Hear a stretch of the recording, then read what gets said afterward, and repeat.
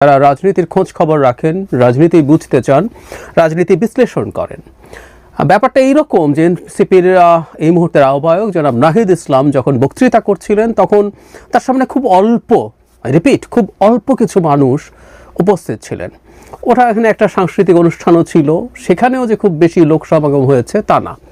ফলে এটাকে কেন্দ্র করে একটা আলাপ সামনে এসছে, সেটা হলো এনসিপি কি তাহলে জনগণের মধ্যে যথেষ্ট সমর্থন তৈরি করতে পারছে না?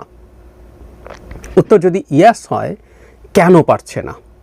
তার আগে একটা কথা বলে রাখা দরকার যে নববর্ষের দিন এই ধরনের একটা প্রোগ্রামে বক্তৃতা করছেন, সেটা খুব মানুষ শুনবে, সেটা খুব হবার কথা না।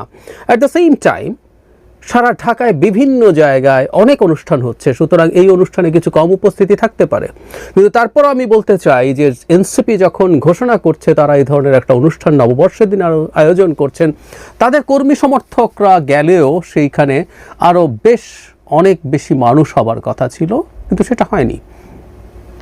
ধারণা করা যেতে পারে যে তাদের জনসমর্থন যা গড়ে ওঠার কথা ছিল সেটা সম্ভবত গড়ে উঠছে না। শুরুতে আরেকটা কথা একটু বলে রাখতে চাই, আমি এই দলটার আমি খুবই সিরিয়াস ওয়েল উইশার। আপনাদের অনেকের হয়তো বিশ্বাস হবে না, কারণ কিছু কিছু পয়েন্টে তাদের আমি এক ধরনের সমালোচনা করেছি, সেটা আসলে শুভাকাঙ্ক্ষী হিসেবে করেছি, যদিও অত্যন্ত বাজে ধরনের রিয়াকশন পেয়েছি, অন্তত অনলাইনে। আমি জানি না তারা কিভাবে এই দলটার সাথে কানেক্টেড বা কতটুকু কানেক্টেড, কিন্তু পেয়েছি। কিন্তু আমি ওয়েল উইশার, এবং ওয়েল উইশার হওয়ার প্রধান কারণটা আমি আগেও বলেছি, আবার একটু বলে দেই।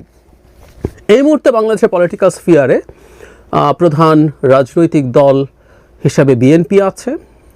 এটা সেন্ট্রিস্ট একটা রাজনৈতিক দল, সেন্টার রাইট এক ধরনের ছিল, কিছুটা বিবর্তন হচ্ছে, এটা পুরো কেন্দ্রে বা কোথায় যাবে, কিন্তু এটা অন্তত রাইটিস্ট কোনো দল না।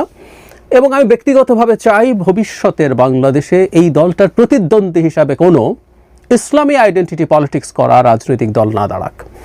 এটার জন্যই এই যে ভ্যাকিউম আছে, সেটার জন্যই এনসিপি গ্রো করা এবং শক্তিশালী হয়ে ওঠাকে আমি মনে প্রাণে সমর্থন করি। আমি চাই তারা ভালো করুক, কিন্তু আপাত দৃষ্টিতে মনে হচ্ছে তারা আসলে যেমন করার কথা তারা তেমন করছেন না। প্রশ্ন হচ্ছে কেন? অনেকগুলো বিষয় আছে। একটা কিছুদিন আগে একটা ঘটনার পরিপ্রেক্ষিতে আমি একটা ভিডিও করেছিলাম, সেটা হলো এনসিপির একজন গুরুত্বপূর্ণ নেতা সামান্তা জনাব খালেদ মহিউদ্দিনের সাথে একটা টক শো করেছিলেন। সেখানে তিনি যে জবাব দিয়েছিলেন, যেভাবে তিনি তাকে ডিল করতে চেয়েছেন, ফেস করতে চেয়েছেন, সেই প্রসঙ্গে আমি একটা কথা বলেছিলাম, শুধুমাত্র মধ্যপন্থী রাজনীতি করতে চাই এটা বললে আসলে হবে না। মধ্যপন্থাও ইটসেলফ ইজ এ স্পেকট্রাম, সেদিন বলেছিলাম। এবং এনসিপিকে তার মধ্যপন্থাটাও কী ধরনের মধ্যপন্থা, কোন জায়গার মধ্যপন্থা, সেই জিনিসটা তাদেরকে স্পষ্ট করতে হবে। আর যখন কেউ মধ্যপন্থার রাজনীতি করেন, তখন তার মধ্যপন্থার রাজনীতিটার আলোকেও সমাজের বিভিন্ন রকম ডিবেটে তাকে অংশ নিতে হয়, তাকে তার মতামত জানাতে হয়। সামান্থা সেখানে যে মতামতগুলো আসলে এড়িয়ে যাবার চেষ্টা করছিলেন অনেক ক্ষেত্রেই। আমি আবার একটু স্মরণ করিয়ে দেওয়ার জন্য বলি, সেটা হলো ধরুন রমজানে কেউ খাচ্ছেন, তাকে রেস্টুরেন্ট থেকে বের করে এনে তাকে কান ধরে উঠবস করানো হচ্ছে। দ্ব্যর্থহীন ভাষায় মুহূর্তের মধ্যে জবাব দেবার কথা ছিল, বাংলাদেশ রাষ্ট্রে এটা হতে পারবে না। এনসিপি যে রাষ্ট্র গড়তে চায় সেখানে এটা কোনোভাবেই নেওয়া যাবে না, সহজ সরল একটা উত্তর। কিন্তু না, সেখানেও আমরা দেখলাম তাদের মধ্যে, আমি জানি না এই দ্বিধাটা শুধু তার মধ্যে নাকি তাদের দলের মধ্যে আছে, এই জিনিসগুলো আসলে হলে হবে না। তাদের খুব দ্রুত তাদের একটা পলিটিক্যাল অবস্থান ঠিক করতে হবে, সেটা তাদের এখনো হয়ে ওঠেনি। ফলে তাদের রাজনীতিটা কি সেটা এখনো খুব স্পষ্ট না মানুষের সামনে। একটা রাজনৈতিক দল যখন তৈরি হয়, তার রাজনীতিটা কি সেটা আস্তে আস্তে মানুষ জানতে চাইবে। অ্যাট দ্য সেম টাইম তারা অন্তত, অবশ্য আমি দুটো এজেন্ডা সেটিং, পলিটিক্সের মাঠে আমি প্রায় বলি যে তারা এজেন্ডা তৈরি করতে হয়, পলিটিক্যাল ইস্যু তৈরি করতে হয়। মানে ইস্যু তৈরি করাকে আমরা এভাবে বলতে চাই না যে জাস্ট ঘাট ধরে কিছুকে ইস্যু বানানো, কিন্তু ইস্যুও বানিয়ে তুলতে হয়। কেউ একজন কোনো একটা কিছু মন থেকে পছন্দ করে, চায়, কিন্তু সেটাকেও পলিটিক্সের মাঠে যখন কেউ আসে তাকে ইস্যু হিসাবে মাঠে এটাকে ইস্যু করে তুলতে হয়, মাঠে আনতে হয়, এবং সেটার মাধ্যমে জনগণের সাথে কমিউনিকেট করতে হয়। এনসিপি সোফার দুটো ইস্যু নিয়ে মাঠে নেমেছে, আমি দুটোকে ভালো মনে করি, সঠিক মনে করি, অ্যাপ্রিসিয়েট করি। একটা হচ্ছে সংস্কার। এখন সংস্কার যে ইস্যুটা আছে, সেই ইস্যুটা এডুকেটেড কনসিয়াস মিডল ক্লাস, বিশেষ করে আরবান মিডল ক্লাস, এই সংস্কার ইস্যুটাতে আসলে কানেক্টেড হয়। আমরা দীর্ঘদিন থেকে আমাদের সমাজে সংস্কার বিষয়ক আলাপ আলোচনা ছিল, ফলে এই শ্রেণীটার সাথে কমিউনিকেট করার জন্য এই ইস্যুটা ভালো, তারা এটা করছেন। আর একেবারে কম শিক্ষিত, অশিক্ষিত বা পড়াশোনা, মানে আমি অক্ষর জ্ঞানের কথা বোঝাচ্ছি, নেই থেকে শুরু করে অতি উচ্চশিক্ষিত মানুষের মধ্যেও আওয়ামী লীগ গত 15 বছরে বাংলাদেশকে যে জায়গায় নিয়ে গেছে, সেই কারণে আওয়ামী লীগের প্রতি তীব্র ক্ষোভ আছে। ফলে আওয়ামী লীগ নিষিদ্ধ করা বা তার বিরুদ্ধে অ্যাকশন নেওয়া, বিশেষ করে নিষিদ্ধ করার যে অবস্থান নিয়েছেন, এটাও পলিটিক্যাল এজেন্ডা হিসাবে তাদের জন্য বেশ ভালো, এবং আওয়ামী লীগের বিচারের ক্ষেত্রেও তারা খুবই কঠোর অবস্থান নিয়েছেন। সো এগুলোকে তারা যদি ঠিকঠাক মতো ক্যাম্পেইন করতে পারেন, সেগুলো আসলে জনগণের সাথে কানেক্ট করবে বলে ধারণা করা যায়। এভাবেই আসলে জনগণের সাথে কানেক্ট করতে হয়। কিন্তু এখানে একটা কিন্তু আছে, সেটা হলো এ দুটো এজেন্ডাকে বাই এনি চান্স যদি কারো মনে হয় যে ইলেকশন পেছানোর কোনো রকম কোনো কৌশল, সেটা আসলে ব্যাকফায়ার করবেই।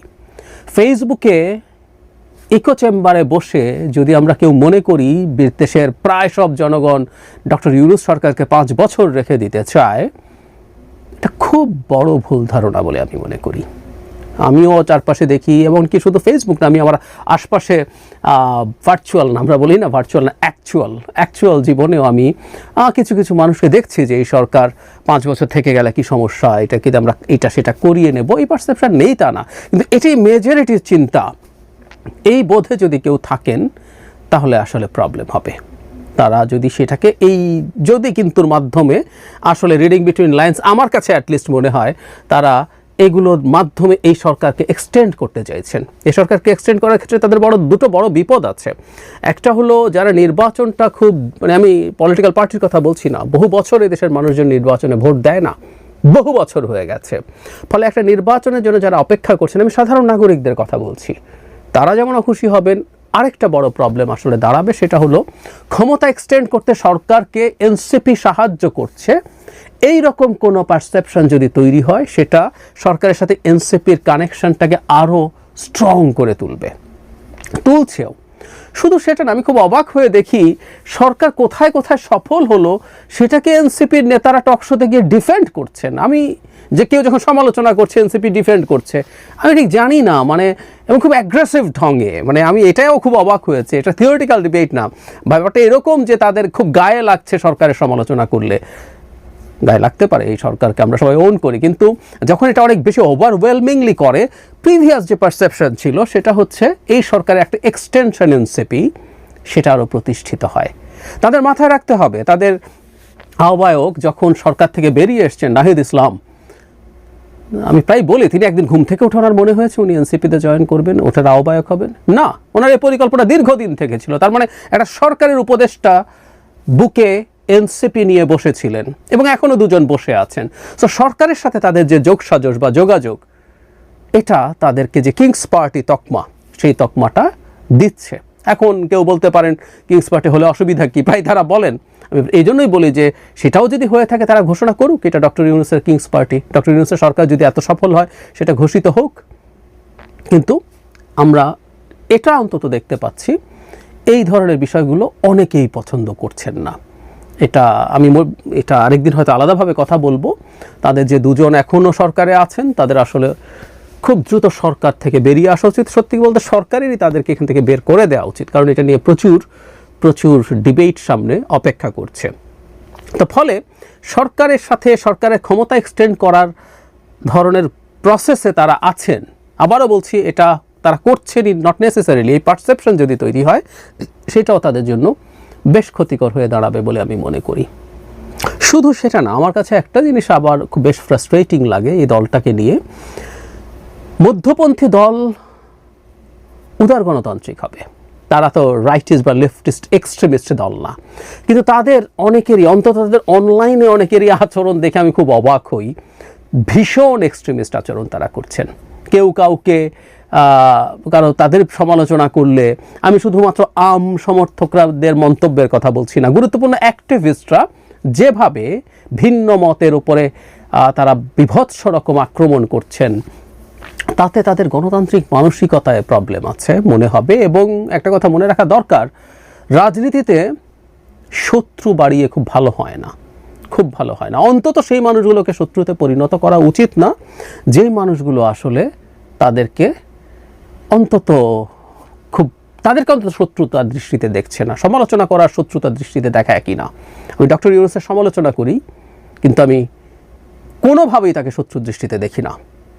যেখানে যেখানে তিনি যা যা অর্জন করছেন, বা আমার সমালোচনার ভিডিওর মধ্যে আমি তার অর্জন নিয়ে কথা বলি, এমনি বলি, আমাকে কেউ কখনো কিছু বলেনি। সব সমালোচনার পর সরকারের দিক থেকে কেউ আমাকে কোনোদিন কোনো রকম, অনেক উপদেষ্টার সাথে দেখা হয়, ব্যক্তিগত যোগাযোগ আছে, কেউ আমাকে বারণ করেননি, কখনো করেননি, নেভার এভার।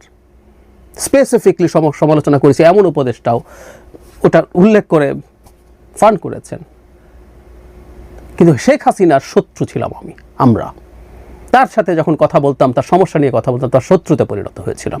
ফলে সমালোচনা করলেই তাকে শত্রু বানিয়ে ফেললে ভালো হবে না। অপরপক্ষও যখন শত্রু হয়ে যায়, সেটা তখন চলে আসে পাল্টা। এবং সমাজে যখন কেউ কানেক্ট করতে চায়, তখন শত্রুদের, যাদেরকে তারা শত্রু বানিয়েছেন, তাদের বয়ানও যদি ম্যাটার করে, সেটা সমস্যা তৈরি করবে। এটা আছে। একই সাথে যেটা একটু মনে রাখা দরকার আমি মনে করি, এটা আসলে প্রবলেম তারা কিভাবে ডিল করবেন সেটা ভাবা দরকার আছে। সেটা হলো বাংলাদেশে যে ধরনের পলিটিক্যাল পার্টি তৈরি হয়েছে, আমি জানি না তারা যদি তৈরি করতে পারেন এটা একটা নতুন উদাহরণ হবে। বাংলাদেশে এখন পর্যন্ত খুবই সফল রাজনৈতিক দল যেগুলো নির্বাচন করে ক্ষমতায় গেছে, সেগুলো আসলে এক ধরনের কাল্ট ফিগারের ওপরে দাঁড়িয়ে গেছে। সেই কাল্ট আদতে কতটুকু যোগ্য অযোগ্য, আদতে তার কতটুকু অর্জন, সেটা ডিফারেন্ট ডিবেট। কিন্তু কাল্টের মাধ্যমে যে দুটো দল নির্বাচন করে বাংলাদেশে ক্ষমতায় গেছে, বিএনপি, আওয়ামী লীগ, কাল্ট ফিগারের উপরে দাঁড়িয়ে গেছে এবং এখনও তাদের রাজনীতিতে সেই কাল্টের আলাপ আছে। এটা এখনো ভাঙা লাগবে না তা বলছি না, কিন্তু এটা ভাঙার চেষ্টা কতটুকু শর্ট টার্ম বা মিড টার্মে সফল হবে এই প্রশ্ন আছে। কারণ আমরা যে গণতান্ত্রিক সমাজ গড়ার চিন্তা করি, সেটা থেকে আমরা আরও অনেক পিছিয়ে এসেছি। মানে ৮ সালে আওয়ামী লীগ যখন নির্বাচিত হয়, ৮ সালের নির্বাচনে, তখনও আমাদের সমাজ, রাষ্ট্রীয় ব্যক্তির যে পরিমাণ গণতান্ত্রিক মানসিকতা ছিল, সেটা থেকে আমরা আরও বহু গুণ পিছিয়ে গেছি। সেই জায়গায় দাঁড়িয়ে এই ধরনের একটা দল, যেটা মূলত জাস্ট তরুণদের দল, মানে দলের টপ সব leader late 20s and early 30s, এরকম একটা দল বাংলাদেশের মানুষ কতটুকু গ্রহণ করবে সেটা একটা বড় প্রশ্ন। তরুণদের প্রতি এক ধরনের আগ্রহ তৈরি করার সুযোগ থাকলেও সেটা আসলে দিনের শেষে পেরে উঠবে কিনা প্রশ্ন আছে। সো এই রকম এতগুলো চ্যালেঞ্জ নিয়ে আসলে একটা দলের পক্ষে গড়ে ওঠা, বেড়ে ওঠা খুব সহজ না। আরেকটা বড় ঝুঁকি তারা নিজেদের জন্য তৈরি করেছেন, যেটা আমি প্রায় বলি।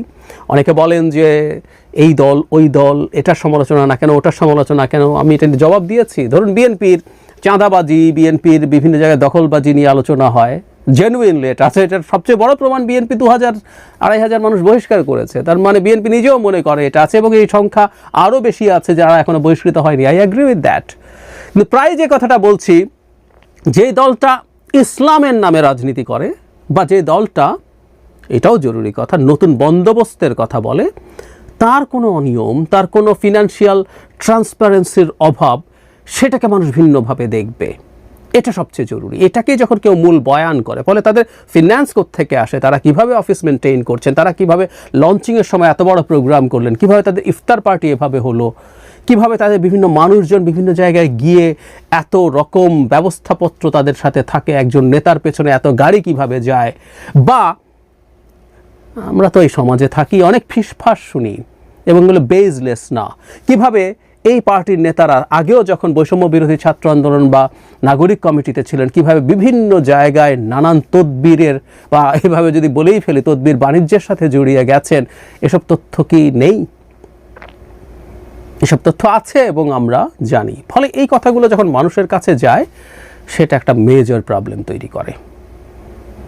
আর সর্বশেষ আরেকটা ঝুঁকি হয়তো তাদের জন্য তৈরি হচ্ছে, সেটা তাদের একটু মাথায় রাখা দরকার হবে। এক্স শিবিররা যারা ছিলেন, এদের অন্তত 2 জন নেতা এই দলে শেষ পর্যন্ত যোগ দেননি। তারা কি পদ পাবেন সেই ডিবেটে, জুনায়েদ এবং রাফে, তারা নতুন একটা প্ল্যাটফর্ম তৈরি করছেন এবং সেখানে নতুন রাজনৈতিক দলই তৈরি হবে এরকম মানে এখন বলে ফেলাই যায়। ফলে এই দলে অন্যান্য এক্সট্রিমিস্ট বা ইসলামিস্ট যারা ছিলেন তারা ওই প্ল্যাটফর্মে চলে যাওয়ার সম্ভাবনা আছে। সেটা হলে সেই দলটার অন্তত যতটুকু শক্তি দেখা যাচ্ছিল ওটুকু শক্তিও আর থাকে কি না, এসব প্রশ্ন এসে হাজির হবে। বটম লাইন এটা নেতৃত্বের ব্যাপারে, এবং সবচেয়ে জরুরি কথা তাদের রাজনীতিটা স্পষ্ট করতে হবে। তাদের রাজনীতিটা স্পষ্ট করতে হবে এবং তারা যে জিনিসটা বিক্রি করার চেষ্টা করেন তাদেরকে আলাদা করার জন্য ইউএসপি, প্রত্যেকটা রাজনৈতিক দল ব্যক্তি সবারই একটা ইউএসপি থাকে, আসলে ইউনিক সেলিং প্রপোজিশন। আপনি আসলে যেটা বিক্রি করছেন নতুন বন্দোবস্ত, নতুন, পুরনো দল খারাপ, পুরনো দল করাপ্ট, পুরনো দল সুশাসন দেয়নি, সেটা যখন বিক্রি করা হচ্ছে নিজেদের অবস্থানটা সেটার সাথে সেই মানদণ্ডে অনেক উঁচুতে রাখতে হবে। এখন তারা সেটা যদি রাখতে না পারেন তাদের র্যাদার এই আলাপগুলো থেকেই সরে আসা উচিত, সো দ্যাট এটা আমাদের প্রিভিয়াস বিএনপি আওয়ামী লীগের মতোই আরেকটা দল, তখন দেখা যাবে তাদের উপরে এই সমালোচনার পরিমাণ কম আসতে পারে। আর যদি সেটা রাখেন সেই স্ট্যান্ডার্ডটা মেনটেন করতে হবে। তার মানে আবারও শেষ কথা যেটা বলে শেষ করতে চাই, মধ্যপন্থী দল বললেই হবে না, তাদের রাজনীতি স্পষ্ট করতে হবে এবং বিভিন্ন রকম ডিবেট যখন আমাদের সোসাইটিতে এসে হাজির হয় সেগুলোতে তাদের অবস্থান একদম স্পষ্ট করতে হবে। কারণ মধ্যপন্থী রাজনৈতিক দল তারা মধ্যপন্থী